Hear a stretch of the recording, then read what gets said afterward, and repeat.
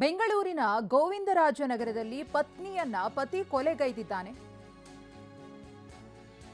ಪ್ರವಾಸಕ್ಕೆ ಹೋಗಿದ್ದಾಗ ಡ್ರೈವರ್ ಜೊತೆಗೆ ಮಾತನಾಡಿದ್ದಕ್ಕೆ ಪತ್ನಿಯನ್ನ ಕೊಲೆ ಮಾಡಿದ್ನ ಪತಿಯನ್ನು ಪ್ರಶ್ನೆ. 50 ವರ್ಷದ ದೇವಿಕಾ ಕೊಲೆಯಾಗಿದೆ. 65 ವರ್ಷದ ಪತಿ ಕುಮಾರ್ ಕೊಲೆ ಮಾಡಿರುವುದು. ಕುತ್ತಿಗೆಗೆ ಮಚ್ಚಿನಿಂದ ಹೊಡೆದು ಕುಮಾರ್ ಕೊಲೆ ಮಾಡಿದ್ದಾನೆ.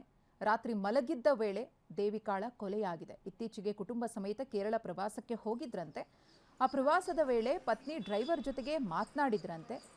ಅದೇನು ಅನುಮಾನ ತಲೆಗೆ ಹೊಕ್ಕಿತ್ತೋ ಗೊತ್ತಿಲ್ಲ.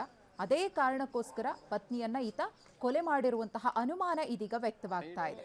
ಪತ್ನಿಯನ್ನ ಕೊಲೆ ಮಾಡಿ ನಂತರ ತಾನೂ ಕೂಡ ಆತ್ಮಹತ್ಯೆಗೆ ಯತ್ನವನ್ನ ಪಟ್ಟಿದ್ದಾನೆ ಅನ್ನೋದು ಗೊತ್ತಾಗ್ತಾ ಇದೆ. ಕುಮಾರ್ನನ್ನ ತಡೆದ ಮಕ್ಕಳು ಆರೋಪಿಯನ್ನ ಪೊಲೀಸರು ಬಂಧಿಸಿದ್ದಾರೆ. ಗೋವಿಂದರಾಜನಗರ ಠಾಣೆಯಲ್ಲಿ ಪ್ರಕರಣ ಕೂಡ ದಾಖಲಾಗಿದೆ. ಪತ್ನಿ ಡ್ರೈವರ್ ಜೊತೆಗೆ ಮಾತನಾಡಲಿದ್ಲು ಅನ್ನೋ ವಿಚಾರಕ್ಕೇನೋ ಗಲಾಟೆಯಾಗಿದೆ. ಗಲಾಟೆ ಕೊನೆಗೆ ಕೊಲೆ ಹಂತಕ್ಕೆ ಬಂದು ತಲುಪಿದೆ. ಮಚ್ಚಿನಿಂದ ಕುತ್ತಿಗೆಗೆ ಹೊಡೆದು ಪತ್ನಿಯನ್ನ ಹತ್ಯೆ ಮಾಡಿದ್ದಾನೆ. ಮಕ್ಕಳು ತಡೆಯುವಂತಹ ಸಂದರ್ಭದಲ್ಲಿಯೂ ಕೂಡ ಈತ ಹಿಂಜರಿಲಿಲ್ಲ. ಪತ್ನಿಯನ್ನ ಮುಗಿಸ್ಬಿಟ್ಟಿದ್ದಾನೆ. ಆರೋಪಿ ಪತಿ ಕುಮಾರ್ನ ಫೋಟೋವನ್ನು ನೋಡ್ತಾ ಇದ್ದೀರಿ. ಮತ್ತೊಂದು ಕಡೆ ಕೊಲೆಯಾದಂತಹ ಪತ್ನಿ ದೇವಿಕಾ 50 ವರ್ಷ 65 ವರ್ಷ.